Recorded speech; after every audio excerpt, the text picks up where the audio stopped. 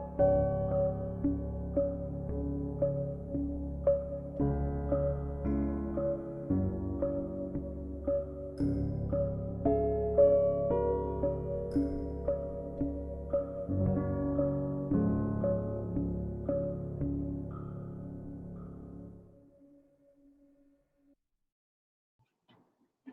everyone, and a warm welcome to all of you who are joining us on this very special conversation on a day on Guinea's planet.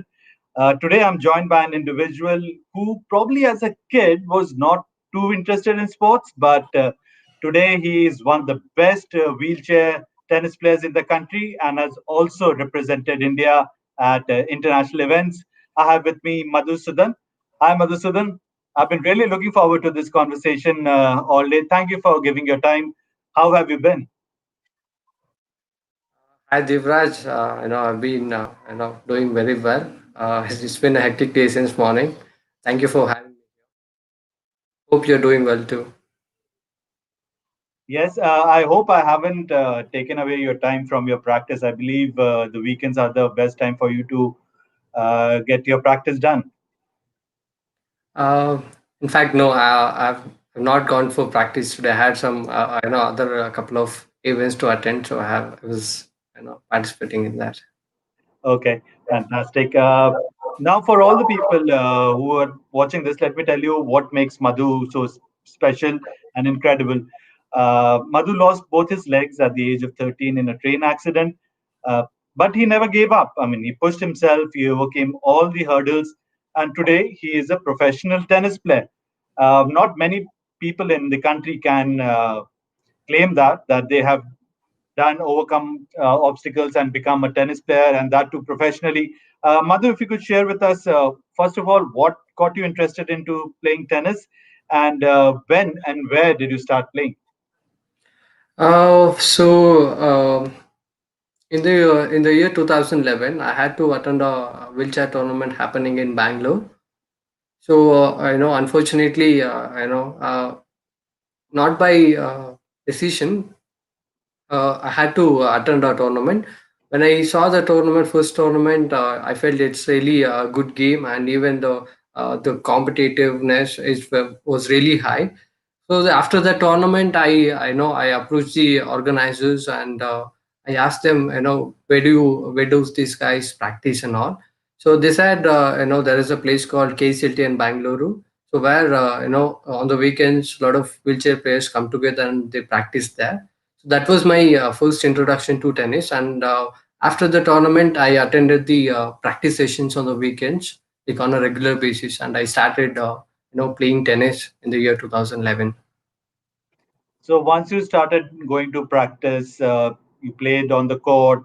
What was it that made you excited towards the game? I mean, to take it up more seriously, because every sports person, whenever they start off, it starts off as a fun activity, something there which is interesting, which are they trying to explore. But after a certain point, they get more serious into it. So when did that happen with you? Yeah, so in fact, tennis was the first game I tried, and with a lot with like 4 to 5 sessions, I was naturally playing well, and I started receiving good feedbacks from the coach and other players as well that you're playing so good. After that, when I'm spending my time on the court, I like it used to went on like 7 hours 8 hours and all. I didn't feel like I'm not feeling tired also, like, and I felt that this is a game that better suits me, and I didn't give try to try any other sports as well at that point of time. So in fact, I stuck on to the tennis, and I decided to take it as a sporting career, and I just went with that. Oh, that's wonderful. I mean, uh, to start off playing tennis more seriously was obviously a good decision because India has got a very good player in you. Uh, we have seen this is particular to our country, I guess.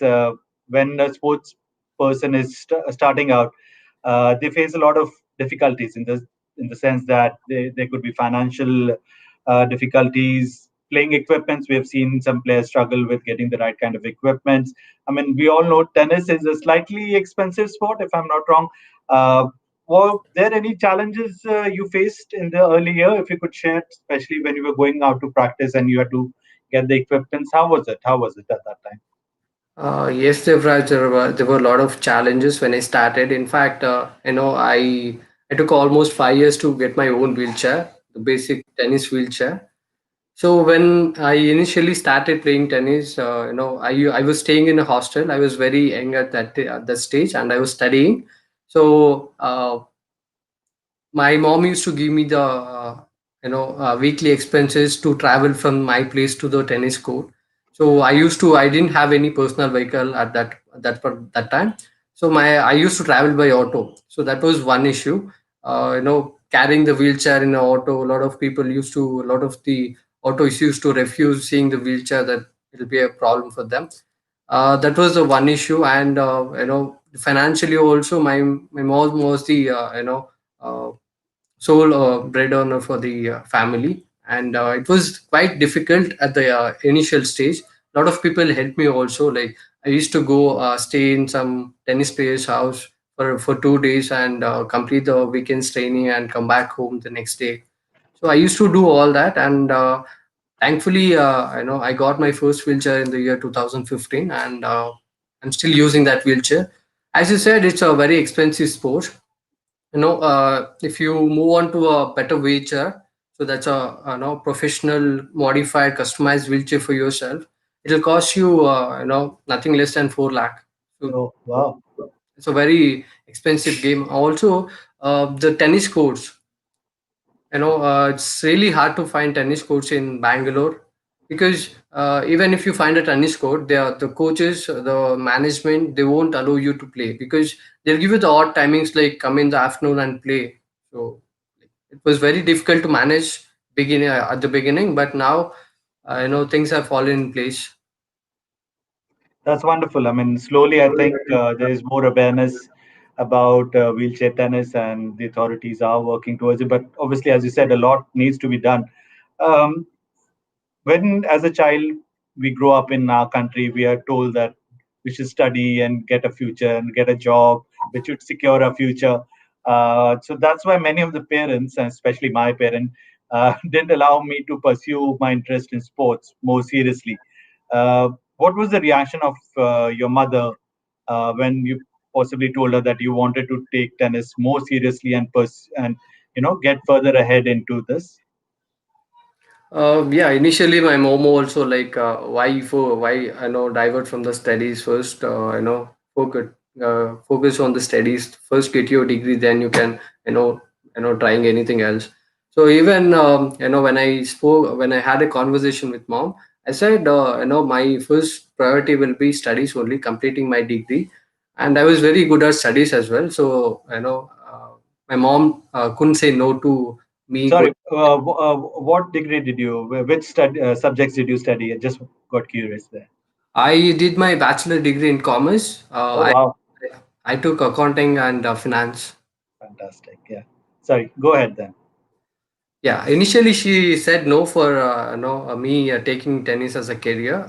Later, when I able to manage both tennis and my studies, parallelly, then she didn't find any reason to stop me from playing tennis.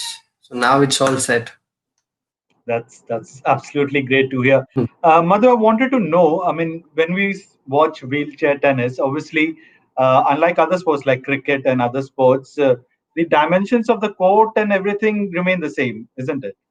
There are just a few rules which are changed for wheelchair tennis, which are different from the regular tennis.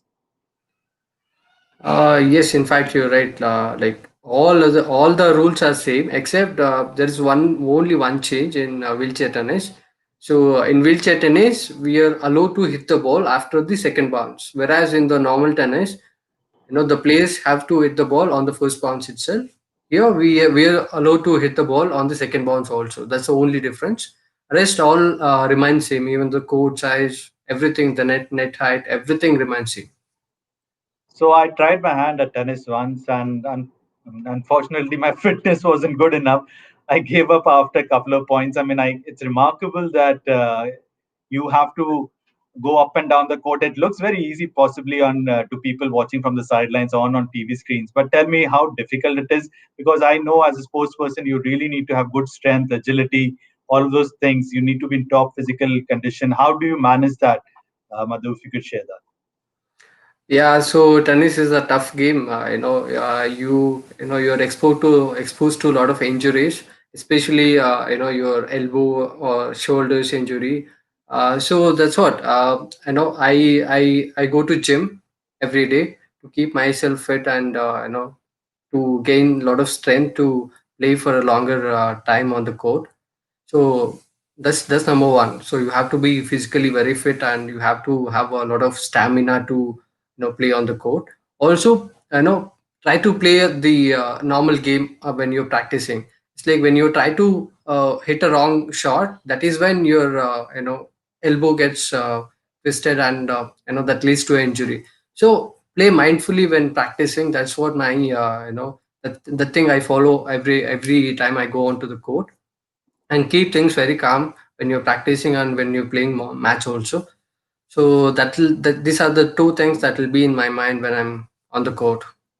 So tell me how much, on an average, you spend time in the gym and on the court practicing. Maybe in a week, how much time do you give? So Monday to Friday I practice 1.5 hour every day, 5 days in a week, and Mhm. the gym I spend 2 hours a day. Oh, okay. And on the weekends I spend around 4 to 5 hours on on the wheelchair on the in the court. And gym, Sunday is off anyway, so Saturday I do 2 hours. Oh, that's quite intense, Madhu. Fact, thanks to the work from home rule, so I know I get to and I got more time to spend on court and gym. Yeah, Otherwise, it will be difficult to manage. yeah, possibly the only silver lining many of us are finding that we get to do a few more things during the lockdown, apart from just going to work and coming back home. Madhu, so just let's just roll back the clock. After you started playing more seriously, which was the first tournament you participated as a player? What was the experience? What was going through your mind when you stepped onto the court as to play your first match ever? I played my first tournament in 2012, so that was a national level tournament held in Bangalore itself. And the first match I played against, was one of the Karnataka player, and it was. I still remember that game. I went on to win that match, and it was a good experience, and a lot of things were good. And yeah, it was a good match to remember. You had And not. in fact, Yeah. tournament I reached quarterfinals.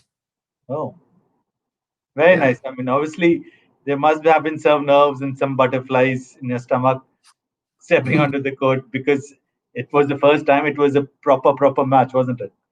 Yes, yes. It was. I still remember that game.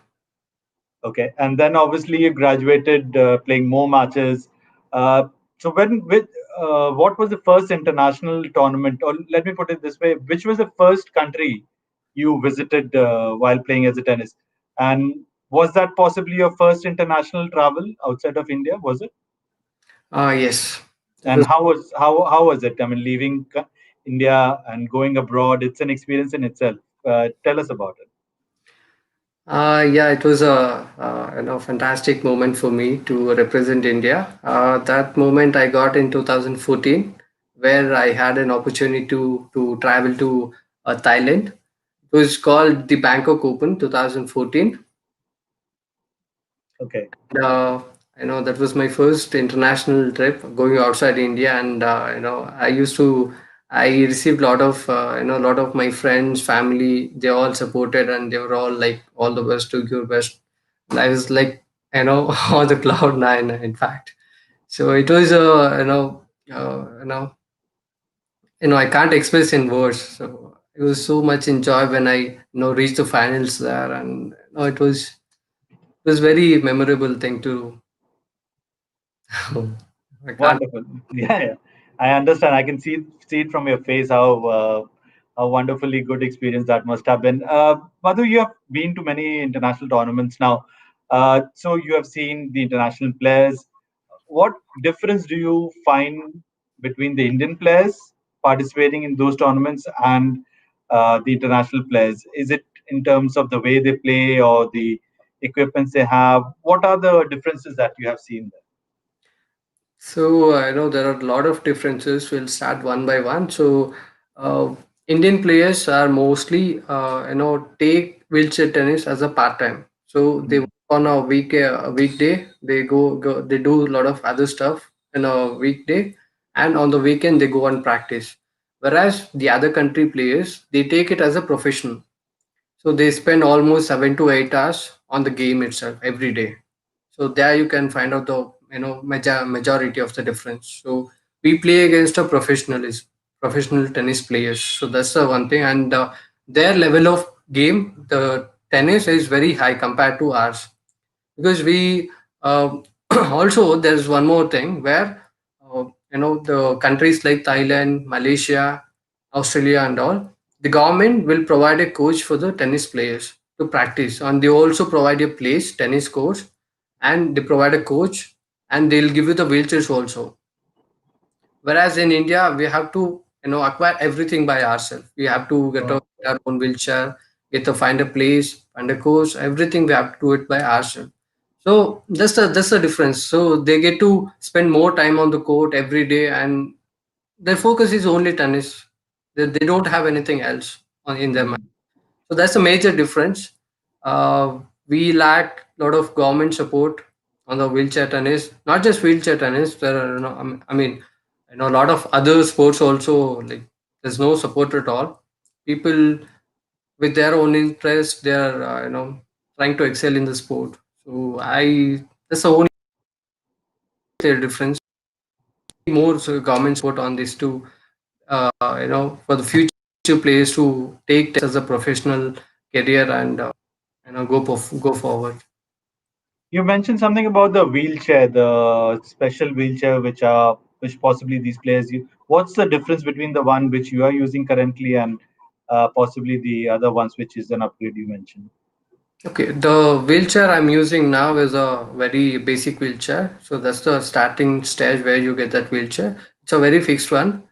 You don't get to do any alterations or modification according to your disability. Mhm. So the higher version of the wheelchair is that the vendor will take the measurement of the of your Player. based on the level of disability you have. Mhm. They'll customize the wheelchair to your needs. So Okay. that's the major difference, and also the weight of the wheelchair is huge. Like I mean, the weight of the wheelchair I'm using and the weight of the customized wheelchair would be a lot different. And the wheelchair, the higher version of the wheelchair is very faster. You can just move the wheelchair with ease. Whereas the one which I'm using is little difficult to push. Mhm. So yeah, tennis is a game where you need to move all around the Move. court at faster. So that's the major difference between the wheelchair. Yeah, I mean, if you have a lighter and a more flexible wheelchair, I mean, that will help your movement going back and forth on the court, obviously. Let me ask you about the style of play that you have. Is there any particular style that you like? I mean, what are you think is your strongest point, and maybe some area where you think you still need to work on a bit? So my kind of play will be aggressive. I play aggressive. I try to hit a winner on the first shot itself. So yeah, I mean I've been very good at times and also very bad at times. So yeah, I that will be my kind of play. And the, my weakness, I would say my backhand. So I'm still I to get control over my backhand. Consistency on the backhand is where I lack. I know where I'm lacking, and I'm working on that to get it fixed. Hopefully, I'll have a control over my backhand in future days for sure. So you are the one who just goes onto the court and just tries to blow away the opponent. Yeah, I take a couple of games at the first, and the opponent will get nervous and just finish the game. So that's what my plan. Yeah, yeah, that's a wonderful strategy. I mean, be aggressive and take the game to the opponent. That works most of the time. I've known I've seen sports people to be slightly superstitious. You can call it superstition, or they follow a certain ritual. Remember Serena Williams? I mean, she wore the same pair of socks throughout the entire tournament, and she won that tournament.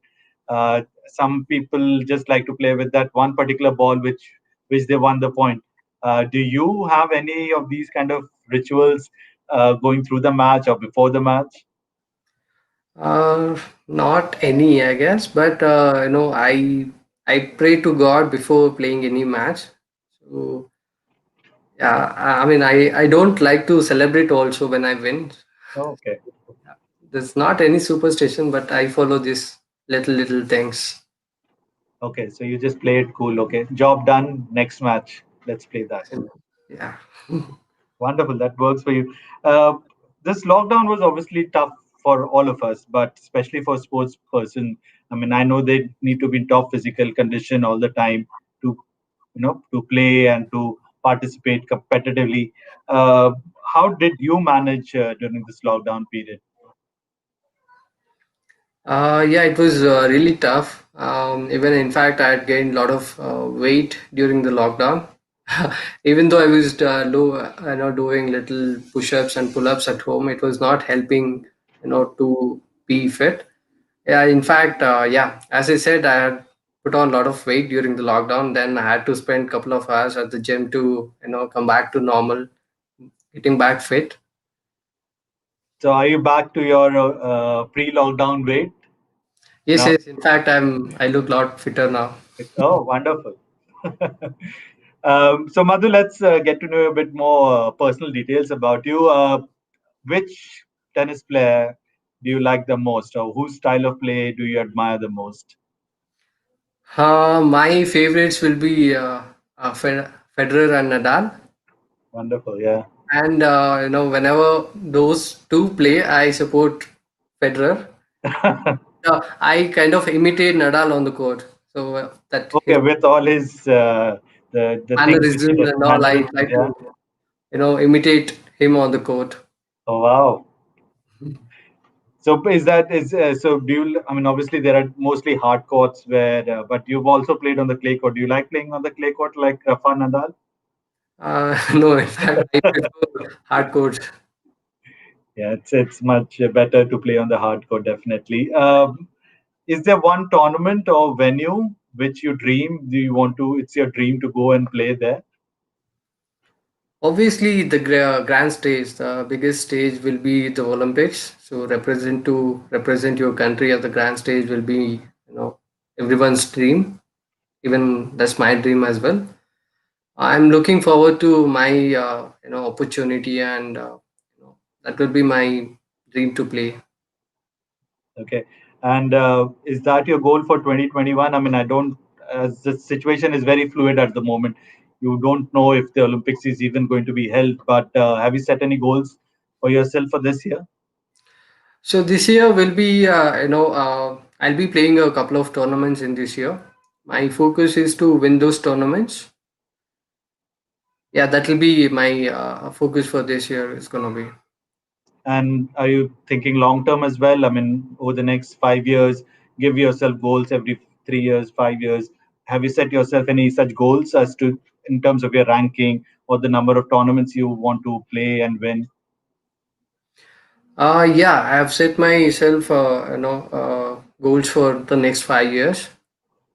So obviously, you want to be number one in your country. So I have set myself a target to be number one, by the end of the 2022.